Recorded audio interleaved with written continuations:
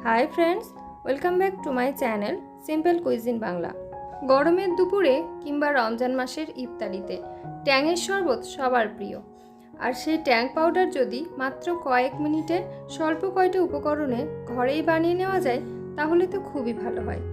बाच्चारा अनेक समय जखन तखन बायना धरे टैंगेर शरबत खाওয়ার জন্য, किन्तु सब समय हाथेर काछे टैंग पाउडार ना थाकार জন্য সেটা বানিয়ে দেওয়া সম্ভব হয় না।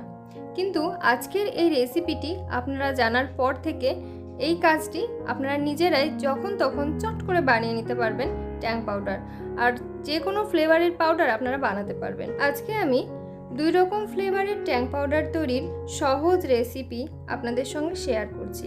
তো চলুন ঝটপট রেসিপিটি দেখে নেওয়া যাক। প্রথমেই আমি একটা গ্রাইন্ডার জার নিয়ে তার মধ্যে নিয়ে নিলাম 1 কাপ চিনি। চিনির সঙ্গে অ্যাড করে দিচ্ছি 1/4 কাপ গ্লুকোজ পাউডার আর লাগছে সাইট্রিক অ্যাসিড। এটি যে কোনো সুপার শপেই কিনতে পাওয়া যায়। সাইট্রিক অ্যাসিড অ্যাড করছি 1/4 চা চামচ। অ্যাড করে দিলাম স্বাদ অনুযায়ী লবণ, একদম স্বল্প পরিমাণে। এবারে এই সবগুলোকে একসঙ্গে করে গ্রাইন্ড করে একটা পাউডার বানিয়ে নিলাম। এইবারে এই পাউডারের সঙ্গে অ্যাড করে দিচ্ছি অরেঞ্জ ফ্লেভার। এটাকে অরেঞ্জ ইমালশন হিসেবে মার্কেটে পাওয়া যায়। এগুলোকে একসঙ্গে করে গ্রাইন্ড করে নিলেই তৈরি হয়ে গেল অরেঞ্জ ফ্লেভারের ট্যাং পাউডার। এই পাউডারটাকে আমি একটা এয়ারটাইট কাঁচের কন্টেনারে সংরক্ষণ করে রেখে দিচ্ছি। এখন তৈরি করে নেব গ্রিন ম্যাঙ্গো ট্যাং পাউডার।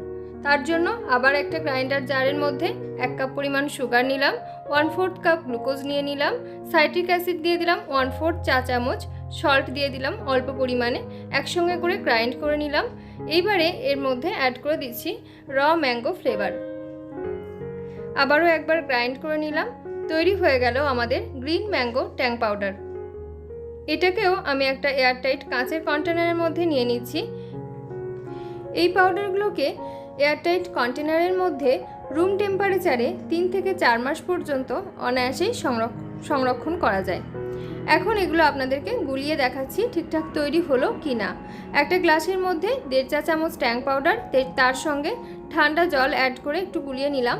দেখুন একদম ফ্রেশ অরেঞ্জ ট্যাং পাউডার, একদম বাজারের মতো টেস্টি তৈরি হয়েছে। এবারে গ্রিন ম্যাঙ্গোটা কেমন হলো দেখা যাক। গ্লাসের মধ্যে নিয়ে নিলাম 1.5 চা চামচ গ্রিন ম্যাঙ্গো ট্যাং পাউডার। এর সঙ্গে ঠান্ডা জল অ্যাড করে জাস্ট গুলিয়ে নিচ্ছি। বিশ্বাস করবেন এগুলোর স্বাদ কিন্তু বাজারের থেকে কোনো অংশেই কম হয়নি। তৈরি হয়ে গেল দুই রকম ফ্লেভারের ট্যাংয়ের শরবত। খুবই ইজি ওয়েতে আপনাদেরকে তৈরি করে দেখালাম। এবারে বাকি পাউডারটা আমি এইভাবে ঢাকনা বন্ধ করে রুম টেম্পারেচারের মধ্যে সংরক্ষণ করে রেখে দিচ্ছি। আজকের ভিডিওটি আপনাদের যদি কাজে আসে তাহলে অবশ্যই চ্যানেলটি সাবস্ক্রাইব করে সঙ্গে থাকবেন। আজকের মতো এই পর্যন্তই। দেখা হচ্ছে আগামী পর্বে নতুন আরও একটি রেসিপির সঙ্গে। ধন্যবাদ।